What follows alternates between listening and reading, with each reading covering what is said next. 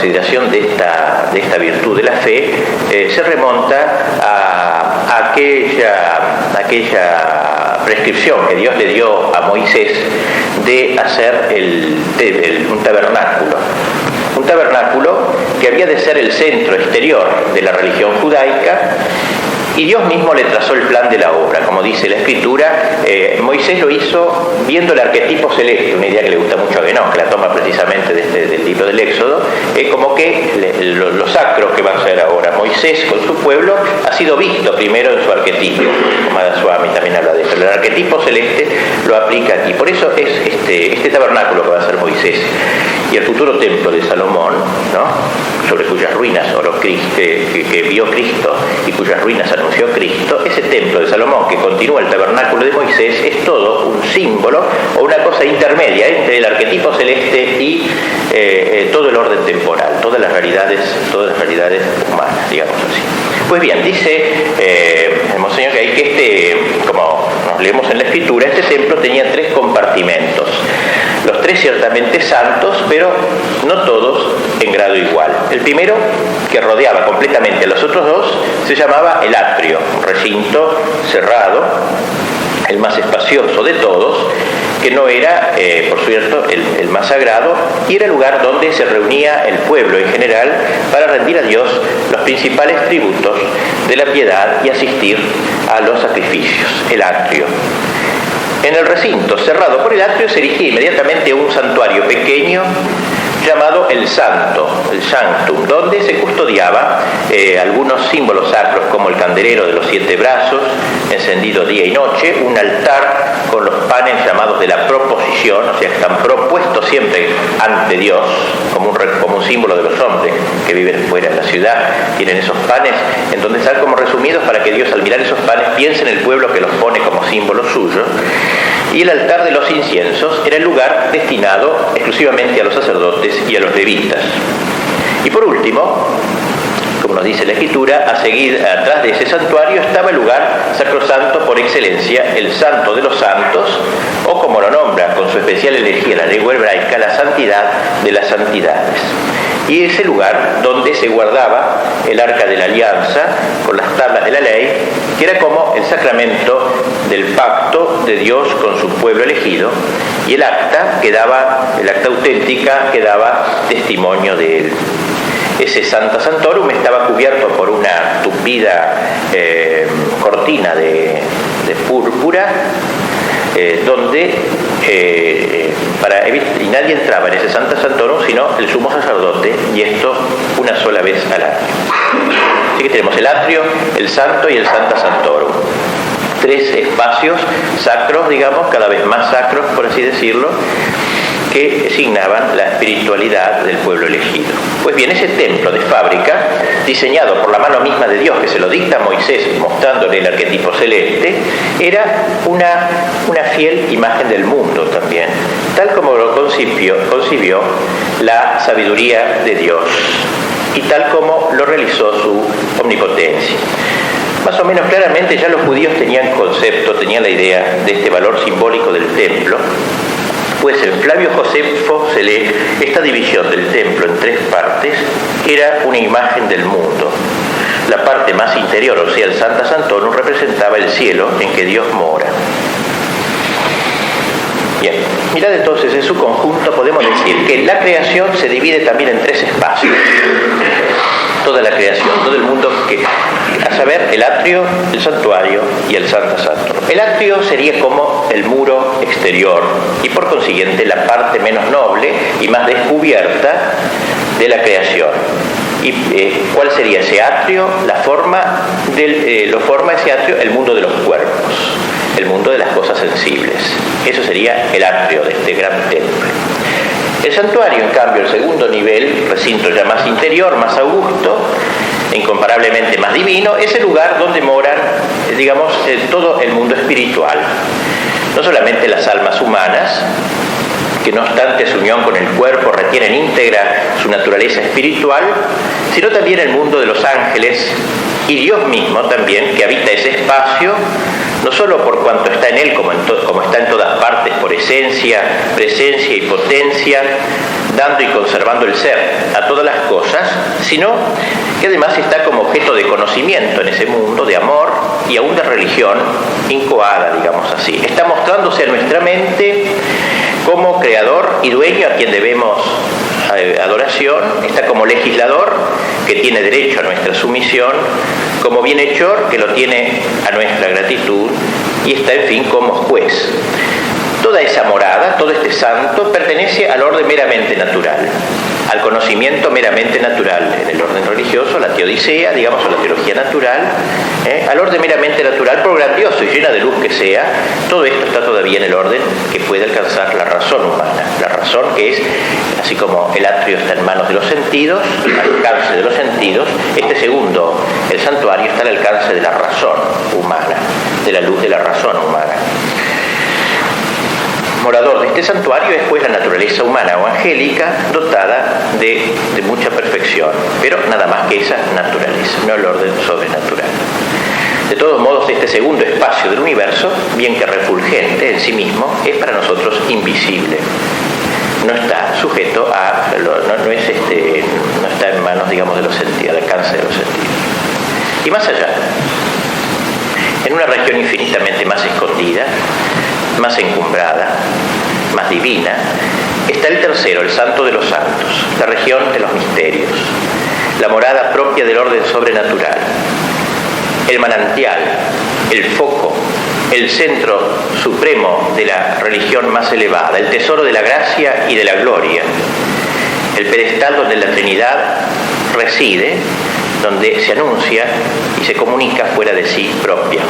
Es la región, pues, el santuario santísimo, 3 veces santo, en donde está también Jesucristo, que es el misterio de la santificación y deificación universales.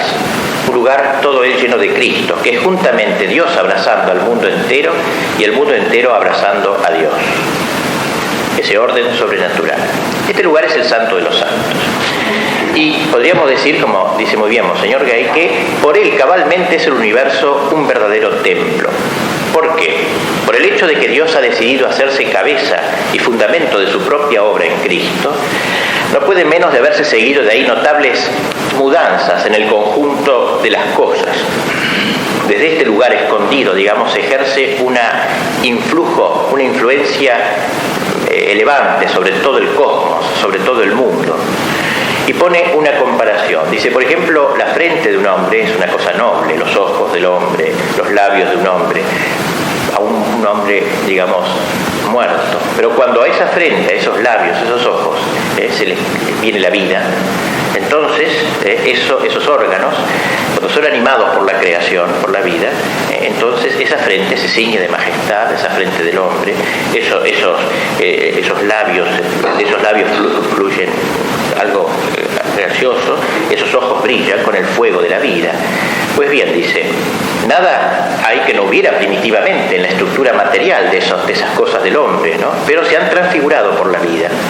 Pues bien, esta sería una pálida imagen de lo que el influjo de este santo de los santos, de este orden del misterio, de este orden sobrenatural, produce en la fábrica entera del universo que le circunda y a él se coordina. Transforma de alguna manera todo el cosmos, no aniquilándolo, no amenguándolo, no abrumándolo con su grandeza, sino por el contrario, elevando todo el orden natural, ampliándolo, perfeccionándolo, fijando a la actividad humana un nuevo término infinitamente más sublime que el meramente natural. Y por virtud de esa transformación que viene del Sancta Sanctorum y a través del santuario se irradia al atrio del universo, no hay nada ya en la naturaleza que sea pura y exclusivamente natural. De alguna manera toda la naturaleza recibe los efluvios de esta sacralidad central del cosmos, que viene de Dios, viniendo a ser el universo una especie de lugar sagrado y la creación toda un templo. Ahora bien, dado que este sería el plan divino, hacer este templo de los judíos, que hecho a imagen del arquetipo divino y como un símbolo de todo el mundo desde Dios hacia afuera, siendo así este plan divino, se colige que a las criaturas inteligentes y libres, Dios les ha dotado de facultades proporcionadas a los objetos que ese plan supone y abraza. Dios nos ha otorgado aptitud para conocer lo que se contiene en cada uno de los 3 recintos mencionados. Y así en efecto lo hizo. Nos dio primero los sentidos exteriores y la sensibilidad interna, que por su propia energía nativa nos introducen en el primero de ese recinto, en el que hemos llamado el atrio, es decir, el mundo de los cuerpos, el orden de la materia. Nos dio luego la razón, que nos muestra el segundo recinto, nos abre el segundo recinto, o sea, el orden natural de las sustancias espirituales, descubriéndonos lo íntimo que hay en ellas, inaccesible a nuestros sentidos, y elevándonos, por tanto, a una región donde nada hay material ni análogo a la materia. Pero se agotó con esto la generosidad divina, con darnos estos dos ojos, digamos, los ojos carnales y los ojos de la razón. Ciertamente no. Dios hubiera podido perfectamente, el Creador hubiera podido reducir a esos solo 2 términos naturales la totalidad de su obra, ya que el orden sobrenatural es enteramente gratuito, absolutamente gratuito. Y en este caso es claro que no habiendo sino solo 2 objetos conocibles, no habría tampoco sino solo 2 facultades cognoscitivas correspondientes, porque la omnisciencia de Dios nunca pone un objeto si fuera la facultad que lo pueda conocer.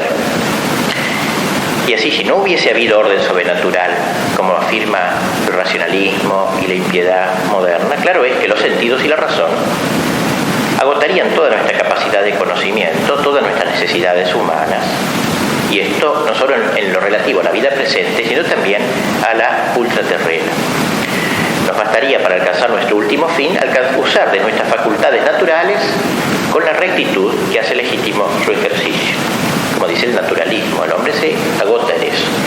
Pero sí, como es ciertísimo, existe un orden sobrenatural, si Dios ha querido, como es indudable, poner algún vínculo entre ese orden y nosotros, señalándonoslo como fin último de nuestra vida, necesariamente ha tenido también que poner en nuestro espíritu un nuevo manantial de conocimiento, un principio superior de percepción y de inteligencia que sea respecto a ese término propio sobrenatural lo que el respecto de los suyos correspondientes son los sentidos y la razón natural. Pues bien, esta fuente especial de conocimiento, este principio superior de nuestra actividad moral es y se llama la fe.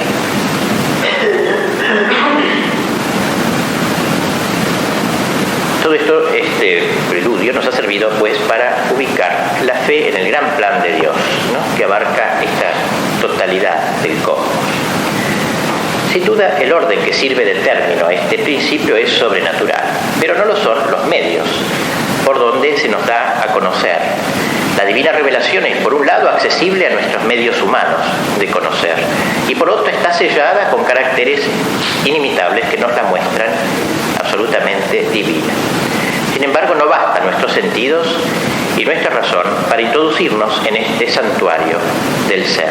El asentimiento a la revelación sobrenatural no pertenece de ninguna manera a la jurisdicción del sentido natural más agudo ni del entendimiento natural más aventajado, sino que solo la fe nos puede dárnoslo. Sin la fe, el hombre de más talento y de más ciencia no pasa a ser sino aquel homo animalis del que hablaba San Pablo, el hombre animal. Es decir, San Pablo entendía por esta fórmula el que no es capaz de las cosas sobrenaturales, el que está embotado, cerrado, el miope para estas realidades trascendentes.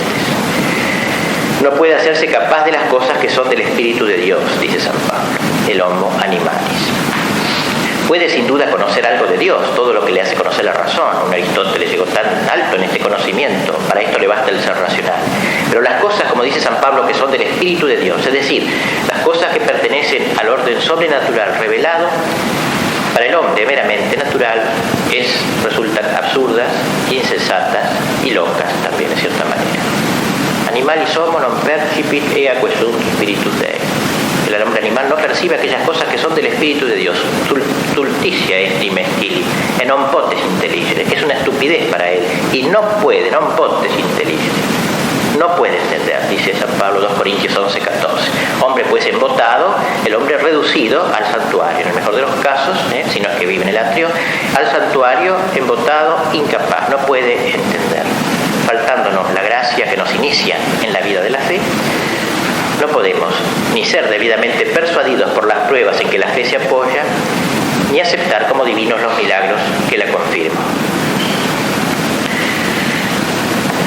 Pues bien, para que podamos nosotros verdaderamente ser llamados fieles, cristianos fieles, almas dispuestas a recibir esta revelación tan elevada, almas capaces de entrar en este adorable Sancta Sanctorum, el lugar recóndito y más elevado, donde se revelan los secretos más sublimes y donde se celebran las nupcias celestiales, ya que la fe, como veremos luego, es un matrimonio místico con Dios. Se necesita mucho más que una gracia accidental, podríamos decir, lo que se llamaría técnicamente una gracia actual, mucho más que eso, por enérgica que fuese, por abundosa que fuera, pues se necesita una gracia habitual, una gracia infusa, una virtud permanente, una potencia, en fin, verdaderamente divina, que sea manantial inagotable de actos realmente divinos, y esa potencia divina es la fe. Por eso es una virtud, es un hábito permanente en el alma, no simplemente una gracia actual, un momento, un chispazo en que creo, sino que es una actitud de vida, es un estilo de vida, una manera de concebir la vida. Al hablar del templo de Jerusalén, o del Arca de la Alianza, y luego del templo de Jerusalén, hemos advertido que no era una fábrica modelo, digamos, arquetípica, sino era copia de un ejemplar mucho más cercano a Dios y no trazado por mano de hombre. Y podríamos decir que ese templo típico se resume en Cristo, como él mismo nos lo enseña en el Evangelio, templo vivo, que Cristo también tiene 3 recintos. El misterio de Cristo tiene 3 pasos, 3 recintos que debemos franquear y que no todos franquean. A saber, primeramente, el que durante los días de su vida mortal vieron, palparon y oyeron sus contemporáneos. Es decir, cuánto de la persona, del hombre Dios, podían percibir los sentidos y entender la razón de los hombres, su cuerpo, su alma, el espíritu que movía sus labios y resplandecía en sus ojos. Este es el primer recinto de aquel templo. En el segundo pudo penetrar también la humana inteligencia, comprendiendo fácilmente la superioridad de este espíritu respecto de los demás hombres, es decir, su alteza, su profundidad, la perspicacia de Cristo, la energía de Cristo, tan singularmente mayor, es todo lo que un alma puede tener de admirable y de amable. Pero en el tercer recinto, en el Santo de los Santos, es decir, en la unión de aquella alma con el Verbo, en el misterio de la unión hipostática y por consiguiente en este misterio de la divinidad de Cristo, era ya imposible que penetrase la mera razón humana. Y tal importancia daba Jesús a que así lo entendiese la gente, que lo declaró él mismo solemnemente en cierta ocasión, como veremos enseguida. Así que en Cristo hay esos 3 recintos, ¿no? Y por eso muchos judíos, todos los judíos que lo vieron con los ojos de la carne, con los sentidos. También muchos de ellos captaron con la razón que este era un hombre superior, pero no muchos, muy pocos, un pequeño resto nomás fue capaz de entrar al Santo Sanctorum de Cristo, al misterio de la unión hipostática. Decía que el mismo Cristo declaró solemnemente este deseo de que así lo entendiesen, o sea, a través de la fe, cuando en cierta ocasión preguntó a sus discípulos: ¿quién dicen los hombres que es el Hijo del Hombre? Los hombres, notemos bien esta palabra, ¿quién dicen los hombres? Es decir, ¿por quién me tienen los que no son más que hombres? Los que no viven sino una vida natural, los que nada conocen ni evalúan sino por los sentidos y la razón. ¿Qué dicen los hombres? ¿Qué soy yo? ¿Qué es el Hijo del Hombre? Y habiéndole respondido los discípulos, que unos lo tenían por Juan Bautista, otros por Elías o Jeremías o alguno de los profetas, es decir, que le creían sí hombre revestido de un poder y de una santidad admirable, pero hombre al fin, y nada más que hombre. Es decir, que habíamos llegado al segundo recinto, él le vuelve a preguntar: ¿y vosotros? Es decir, vosotros a quienes yo os he escogido entre los hombres, para que entendáis más alto, para que penetréis en la región más profunda, más recóndita de Mesier, ¿quién decís que soy yo? Y entonces Pedro, primer testigo y primer confesor, cabeza de todos los fieles, dijo: tú eres el Cristo, el Hijo de Dios vivo. Es decir, penetró en el Sancta Sanctorum, el Mesías prometido a nuestros padres, el Verbo engendrado antes de todos los siglos, el que ha descendido en el tiempo a la tierra para darnos vida eterna. Y por eso esta expresión del apóstol nos revela ese grado de la fe que penetra hasta el último del misterio, hasta lo más insondable a lo que puede acceder el hombre por una elevación divina. Aquí tenemos pues la fe enseñando al apóstol lo que la razón no había descubierto a los demás. Ni los sentidos ni la razón habían descubierto a los demás. La fe mostrándole todo el interior del misterio de Cristo, el fondo último de todas las cosas. Por eso Cristo se muestra tan satisfecho con esta confesión de Pedro: bienaventurado eres Simón, hijo de Jonás, porque no te ha revelado eso la carne ni la sangre, es decir, ningún hombre, ni los sentidos ni la razón te lo reveló, sino mi Padre que está en los cielos. Esa fue la nueva luz que has adquirido, no la luz del sentido ni de la razón, sino la luz de la fe. Estas consideraciones pues nos ayudan a entender, comprender qué sea la fe. Es como un divino coronamiento de nuestra inteligencia, una diadema de luz celestial, podríamos decir, ceñida invisiblemente a nuestras sienes por la mano generosa de Dios, una ayuda inesperada y maravillosa a nuestra pobreza intelectual, una inmensa extensión de las fronteras de nuestro espíritu, un telescopio, digamos, a los ojos del alma, una energía sobrehumana añadida a nuestras potencias naturales, una especie de ampliación de nuestro ser moral en un espacio totalmente divino. Por la fe se colma toda la proporción que cabe entre nuestra mente y la vida íntima del infinito. Ella nos hace realmente partícipes de ese conocimiento esencial que de sí mismo tiene Dios. Ella es la clave de idiomas que no puede expresar ninguna palabra humana, el vínculo y el órgano de nuestra conversación inmediata con la Santísima Trinidad. San Pablo, hablando de la sabiduría de Dios, que no es en realidad sino el Verbo encarnado, dice que sin dejar de ser una e idéntica, esta sabiduría se manifiesta de muy diferentes modos. Pues bien, comentando la frase del apóstol, podemos decir que también la fe, que viene a ser el órgano con que percibimos esa divina sabiduría, es a un mismo tiempo una y múltiple. Es decir, que en su trascendente identidad abraza por modo supereminente todos los medios de percepción que Dios ha repartido entre nuestros varios sentidos, internos y externos. Es verdaderamente oído la fe, una sublimación de nuestro oído físico, digamos así. Es un oído espiritual que Dios nos confiere junto con la actitud radical y aún pudiéramos decir con la facultad de oír desde la tierra los secretos del cielo y de asistir a los consejos del Altísimo. Oído que oye no solamente la palabra de Dios, creadora y rectora del mundo, y aún la que cree y rige a la Iglesia, sino a la misma palabra increada y esencial, aquella palabra con que Dios se pronuncia a sí mismo y se expresa en lengua infinita, lo cual equivale a decir nada menos que por la fe cada cristiano se erige en testigo de la inenarrable generación del Verbo. Un oído, pues la fe es oído, apertura a la palabra. La fe es también ojos, nuevos ojos, que ven la purísima y viva luz que Dios envía junto con la palabra que dirige a nuestros oídos. Porque la fe no solo vive en una región sonora, sino también en una región esplendorosa. Y si bien no nos la muestra tal como es en el cielo, ni tal como solo puede verla la criatura con la luz de gloria, que dice San Pablo, lumen gloria, nos habilita para merecer verla y aún nos deja vislumbrar sus albores, su madrugada.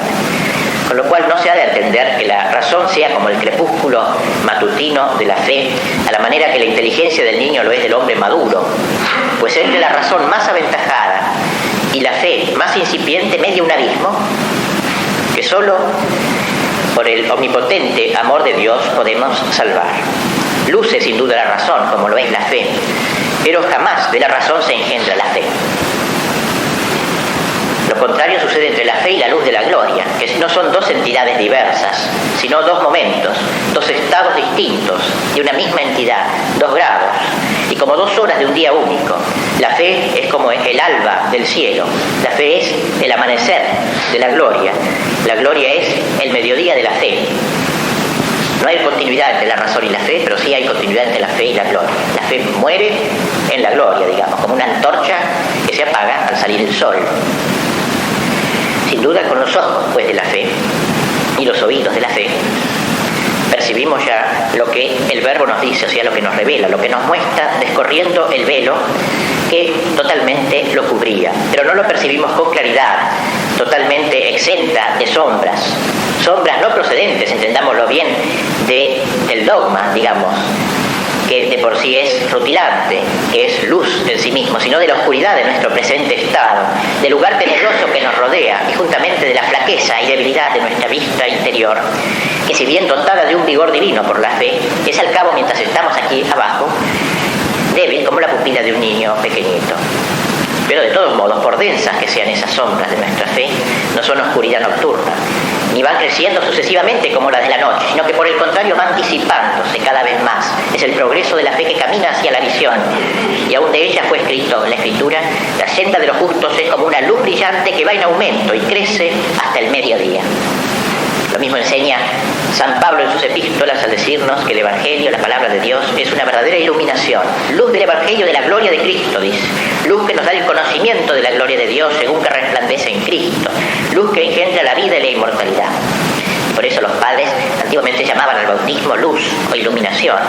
Fotismos, luz, por cuya virtud Dios se complace en crear en nosotros esos ojos iluminados del corazón, como dice también San Pablo, ojos iluminados del corazón que nos hacen aptos para contemplar las maravillas del orden sobrenatural, que no son otra cosa sino la fe. La fe pues como visión. Primero vimos la fe como audición, oídos.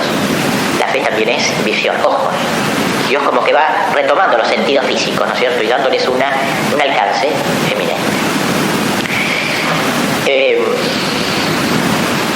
También la fe tiene algo de manos, porque por la fe nosotros podemos tocar a Dios místicamente.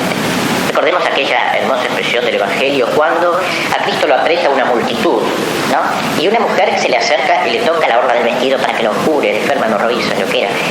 Y entonces Cristo dice: ¿alguien me ha tocado? ¿Cómo alguien me ha tocado? Te están todos apretando, te llevan de aquí para allá, le dicen los apóstoles, no, pero él decía otra cosa, lo había tocado con la fe, una sola lo había tocado, muchos lo habían apretado, es decir, lo habían tocado físicamente, con el primer estadio, digamos, con el sentido. En cambio, la fe es un contacto místico, un contacto sobrenatural, un contacto superior y salvífico en última instancia. Por eso la fe tiene algo de manos también. La fe toca.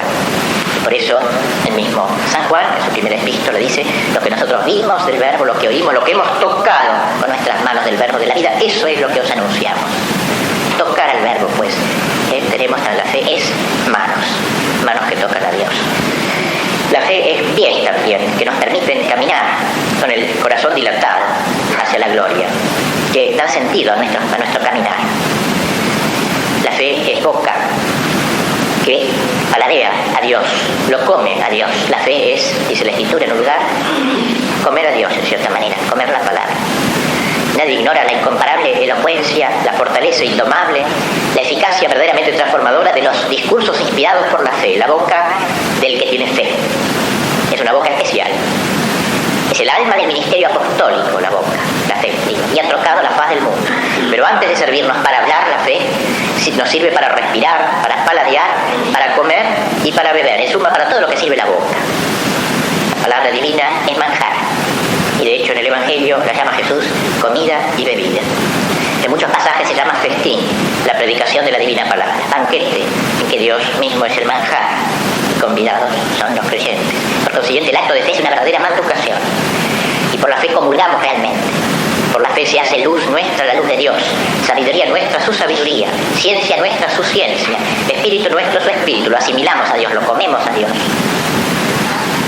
Y por eso, digamos, para terminar ya estos primeros puntos, tan perfecta es esta unión, esta superación de todos los sentidos físicos en unos sentidos místicos y espirituales, que se torna para nosotros estado permanente y verdaderas nupcias la fe. Este tema de la fe en relación con el matrimonio es muy hermoso, está en la Escritura ya. Te desposaré conmigo mediante la fe, dice Dios, proseas al alma fiel. Te desposaré conmigo mediante la fe. La fe es esponsalicia, tiene un carácter nupcial. Por su verbo Dios se desposa con las almas. Y el esposo es verdaderamente Cristo, que nos eleva a su tálamo en nombre de su Padre y en la virtud unitiva del Espíritu Santo. Cristo es verdaderamente el esposo del cantar, de los cantares, el hijo cuyas bodas celebró el Padre, y que San Mateo nos da como símil de lo que acontece en el reino de los cielos, o las bodas del Cordero, como dice Juan en el Apocalipsis. La visión beatífica es consumación de estas bodas, pero la fe es el desposorio. Y desde el instante de formarse este sagrado vínculo conyugal, no solamente el esposo pertenece a la esposa, sino que en ella está, en ella mora, en ella vive, Como dice San Pablo, por la fe habita Cristo en nuestros corazones.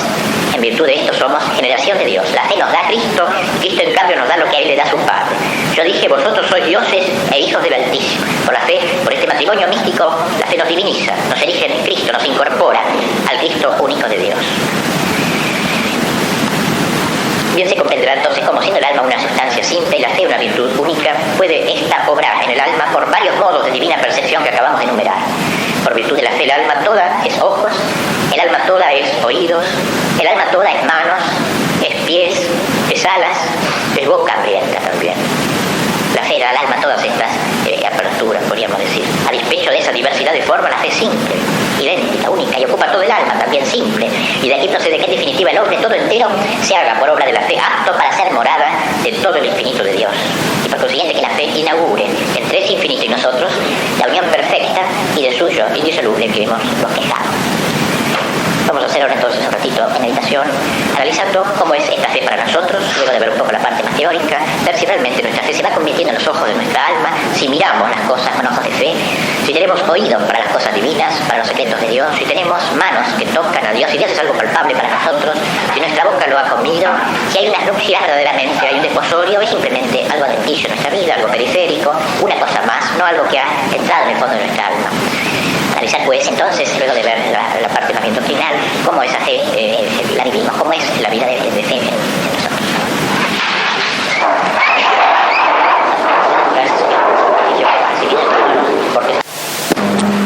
Hemos tratado de penetrar en el sentido de la belleza de la fe. Hay un texto de la Escritura, el Cantar de los Cantares, ese libro precisamente nupcial, tenía cierto carácter esponsalicio, donde dice: ¿quién es esta que sube del desierto, llena de gozo, apoyada en su amado? ¿Quién es esta que sube del desierto, llena de gozo, apoyada en su amado? Tal es el grito de asombro y de parabién que el Espíritu de Dios pone en boca de los santos en el cantar. Grito, por cierto, que no se interrumpe ni un solo instante en la vida de la Iglesia, por cuanto ni un solo instante cesa este maravilloso espectáculo que lo provoca. Esa dichosa que sube del desierto, ¿quién es esta que sube del desierto llena de gozo? Es toda alma de fe que con las alas propias del Espíritu se remonta de la tierra a Dios. Sube del desierto, porque efectivamente desierto es la tierra para el alma que tiene fe plena. Ya desde su primera profesión en la fuente bautismal había sometido al yugo de la fe sus sentidos, su razón y todo cuanto de estos principios nace, viviendo desde entonces en una región superior precisamente, ha salido del desierto, superior a su propia naturaleza y obrando por consiguiente con una energía superior a sus fuerzas naturales, comenzó a transformarse, o lo que es igual a remontarse, como dice el Cantar, del yugo de sus discursos humanos. Suelta de todas las pasiones, esta alma que sube del desierto llena de gozo y apoyada en el amado, toma vuelo. El alma con fe se espacía, se dilata, probando en sí cuán cierto es aquello de que la verdad nos hace libres. El alma de fe vive en una región más encumbrada, en una región victoriosa, no le embargan sino las cosas celestiales. Y por eso es dichosa, como dice el texto con el que comenzamos. ¿Quién es esta que sube del desierto llena de gozo, apoyada en su amado? Es dichosa. Y aquí se ve cómo la fe tiene que ver con el gozo. Es tesoro de alegría, no menos que de virtud. Bienaventurado el vientre que te llevó y los pechos que te amamantaron, dijo Jesús a una mujer del pueblo. Pero Jesús le respondió: más bienaventurados, más felices aún los que escuchan la palabra de Dios y la ponen en práctica. Es decir, los que tienen la fe verdadera y plena. Y cierto es esto, porque si el creer a una criatura es de suyo tan grato, es la confianza que uno tiene a un amigo, qué grato que es, ¿qué no será creer al Creador? Entregarle todo el alma en cambio de su santa palabra y dormir soñando con el eterno despertar en el ancho regazo de la verdad absoluta. El alma pues, confesa el alma que es sacada, sale del desierto llena de gozo, que se va librando de toda mancha, de todo yugo, de todo obstáculo, y ya dichosa comienza aún aquí abajo. Pero como bien dice el texto que con el que comenzamos, esta alma está apoyada sobre el amado. Es decir, la fe y el gozo de la fe se apoyan se basan en este apoyo, no se basan en nosotros, sino que la fe va, resulta de la fe apoyada, como dice el cantar, en el verbo, apoyada en el amado, en el esposo. Dios lo ha dicho y me lo ha dicho a mí. Va repitiendo incesantemente y de repetirlo vive el alma, todavía más del aire que respira. Y el saber que tiene derecho a repetirlo es la fuente de todo lo que posee, de todo lo que es y de todo lo que hace. Tal es la fe, pues. Tal es en nosotros la raíz de los dones de Dios. Y aún por eso Dios lo ha prendido, este don de la fe, lo ha clavado en lo más recóndito de nuestra alma. Así como al decretar que su verbo tomase carne en este mundo, le escogió por morada un lugar tan secreto y tan inviolable, que en él no tuviera entrada ni aun la culpa de todo el humano linaje, así también, al aposentar el verbo en nuestro corazón, le dio estancia tan firme, digamos así, tan segura, que a menos de derruir todo el edificio de la vida espiritual, pues imposible sacarlo de allí, al verbo de la fe. Y aún la caridad, con ser el fruto natural de la fe, está tan bien guarecida como la fe. Pues la caridad basta para matarla a un solo pecado mortal, y si el amor muere, muere el alma con él. Pero ese mismo pecado que mata al alma puede no alcanzar ni aún herir a la fe, la cual subsiste en el alma pecadora, muerta y todo, como principio que mediante Dios puede resucitarla, como rama que, dejada en el suelo después de cortado el árbol, conserva virtud, fuerza para ser raíz de un nuevo tronco, a condición, por supuesto, de que el sol la fecunde con rayos misericordiosos. No hay otro pecado sino el de infidelidad capaz de matar la fe. Y aún por eso es tan espantosamente grave este pecado de la infidelidad. Nos impresiona pensar en el estado lastimoso de los que no han recibido la fe. Y mucho más de los insensatos que se precian de haberla proscrito de sus almas. De que les basta convivir en este orden natural, digamos así. Porque esto equivale a jactarse no solo de ser culpables, sino además de ser eunucos, de haber sido destronados, mutilados, decapitados y deshechos en el orden de la ciencia de las cosas celestiales, como también de estar incomunicados con Dios y de haberse declarado extranjeros en su propia patria eterna y proscritos del reino de Dios. Insensatez, por cierto, más inconcebible que lo habría sido la de Nabucodonosor, que, como nos cuenta la Escritura después, que se trocó en bestia como castigo por su soberbia. Digo, más inconcebible que lo habría sido la de Nabucodonosor si después de haber sido trocado en bestia se hubiese gloriado de haber perdido el ser de hombre. Los locos suelen incurrir en estas extravagancias, pero al menos estos no son culpables. Nos queda por decir, para terminar este tema, y con esta segunda plática o meditación, cómo se debe usar de esta divina potencia, cómo se debe practicar la virtud de la fe, cómo se debe mirar todo a la luz de este verbo, que por obra de la fe ha comenzado, como diría San Pablo, a brillar en nuestros corazones. Esta aurora de la vida eterna que se llama fe, nos descubre tres grandes espectáculos, tres grandes ámbitos: el de las personas, el de las cosas y el de los acontecimientos. Cada cual de los espacios donde estos tres órdenes se nos muestran conformados a lo que la revelación nos enseña respecto de los designios de Dios, consta también de tres zonas, a saber, primero un atrio que libremente puede recorrer nuestros sentidos, segundo un santuario en donde nuestra razón puede penetrar, tercero un santo santorum, cuyas puertas solamente la fe es capaz de abrir. Hemos de entender que así como conculca las leyes de su naturaleza e injuria al divino autor de ella, el hombre que cierra los ojos a la luz de la razón para no seguir sino a la sensualidad o a los ojos de la carne, así también el cristiano viola su bautismo y se levanta contra el Espíritu de Dios cuando, gratificado por el supremo don de la fe, esconde voluntariamente esa antorcha debajo del celemín y sujeta sus ideas de las cosas, de las personas, de los acontecimientos al ignominioso yugo de la sensualidad o al mero dictamen de la razón. Lo primero de mirar con los ojos de la fe es las personas. Es el primer espectáculo que nos ofrece la fe. La primera de esas personas, en primer lugar, aquel que de todas es autor, la Trinidad. Las primeras personas, digamos, que nuestra fe nos hace mirar es la Trinidad, que habita en luz inaccesible, que sobrepuja toda ciencia, como dice Job. Escribía San Hilario: lo que de Dios debemos pensar, de Dios mismo tenemos que aprenderlo, porque solo Él es maestro de la ciencia que de Él trata. Pues bien, la fe es para nosotros este magisterio divino. Ciertamente la razón humana puede, sin salir de su órbita propia, darnos acerca de Dios y de sus divinas perfecciones luces no solo seguras, sino también magníficas.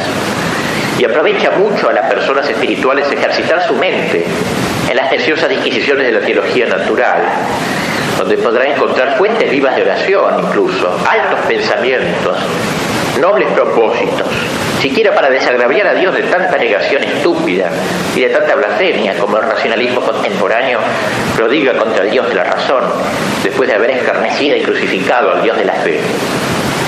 Pero no quedarnos en ese nivel, sino pasar adelante, levantar el vuelo sobre la nube luminosa de esos conceptos racionales, remontarse hasta el vivo foco central de aquellos conceptos mismos, es decir, hasta lo que de sí propio nos ha enseñado Dios, hasta Cristo, Verbo eterno del Padre.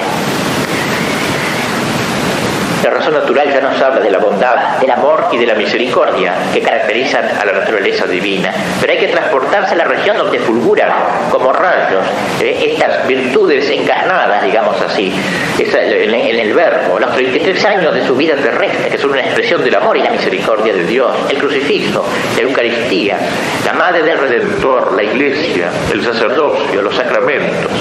Saborear aquella frase de San Pablo: el Hijo de Dios me amó y se entregó a sí mismo por mí. Esa frase que, si la hacemos carne, no solamente echará de nosotros para siempre todo temor servil a Dios nuestro Padre, no solamente extirpará de nuestro ánimo todo germen de desconfianza, no solamente secará la fuente de toda pusilanimidad, no solamente hará que dominemos todas las inclinaciones de nuestra alma que tienden a entibiar el fervor, sino que además habremos erigido en nuestro corazón un trono firme, grandioso y esplendente, donde se sentará un Dios gozoso, un Dios que esponja el espíritu y dilata el corazón. Ejercitar nuestra fe en la persona de Jesucristo. En Cristo ver a Dios. A Dios veremos en ese niño todavía encarnado, encerrado en las purísimas entrañas de María Santísima. A Dios veremos en ese pequeño que María envuelve en pañales y amamanta en su pecho virginal. A Dios veremos en ese adolescente que va creciendo en edad, en sabiduría y en gracia, mientras hace la vida común y trabaja para ganarse su sustento. A Dios veremos en ese varón de dolores que, postrado en tierra, llora, suda, sangra, padece agonía. A Dios veremos en ese hombre maniatado, abofeteado, azotado, condenado por la plebe y por fin muriendo en la cruz saturado de oprobios.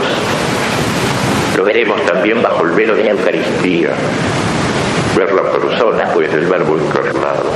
Ejercitar también nuestra fe en la persona de María Santísima, salterio divino, cántico incomparable de Dios, evangelio vivo, apocalipsis estupendo, libro sellado con 7 sellos del Apocalipsis. Solo el Cordero tiene el poder de abrir ese libro y de penetrar en la belleza de la madre.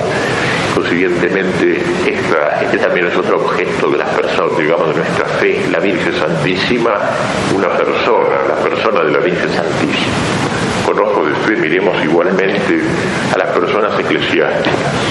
Tanto esto nos cuesta porque están tanto más cercanas a nosotros y vemos mucho más claramente sus defectos. Los ojos humanos ven muy claramente sus defectos y aún la razón encuentra razones, digamos, encuentra los motivos quizás de esos efectos, pero sin embargo debemos taladrar todas esas apariencias y llegar más allá. El Papa, los obispos, los sacerdotes, que no por el eje de la crisis de la que somos espectadores, perdamos esa visión de fe, del sacerdocio al menos, de la sacralidad del sacerdocio. Con ojo de fe miremos también a nuestros iguales, santos o pecadores, amigos o enemigos, a los que debemos obedecer o a los que debemos mandar, no juzgando solamente según la carne. Y era el santo de los santos de aquella alma pecadora, perseguidora como Saulo, pero quizás Dios le está soñando un Pablo para ese Saulo, con esos ojos de la fe precisamente. En el santo santorum de aquella persona, en su centro sobrenatural, digamos así, en el precio de su vida, que es la sangre del Verbo. Mirar así a las personas, pues tenemos un primer ámbito para ejercitar nuestra fe, el ámbito de las personas, divinas y humanas. Asimismo, la fe tiene un segundo gran espectáculo donde ejercitar, sí, es las cosas, son las cosas del mundo. También las cosas tienen los 3 recintos señalados. Hay que entrar a su santa santorum, donde solo llega la fe. También en los cuerpos está Dios presente. El Verbo al encarnarse ha querido como elevar las criaturas, edificarlas de algún modo, incluso los seres inanimados, las plantas y los animales. Este suelo que huellan mis pies es hermano de la arcilla con que Dios amasó mi carne. La humanidad de Cristo es el sacramento de esa glorificación universal. Como el río que sale de madre inunda la zona comarcana, así la bendición de Dios ha inundado el mundo a partir del Verbo encarnado. Esta bendición es su palabra buena, es su Verbo esencial, es Cristo. Cierto que la culpa levantó enormes diques a este diluvio de misericordia, pero la cruz se levantó como fuerza para derribarlas a todas. Aquí entra todo el tema del valor de la materia para los ojos de la fe, de esa materia con la cual se hacen los tabernáculos, los agrarios, los vasos sagrados, los templos,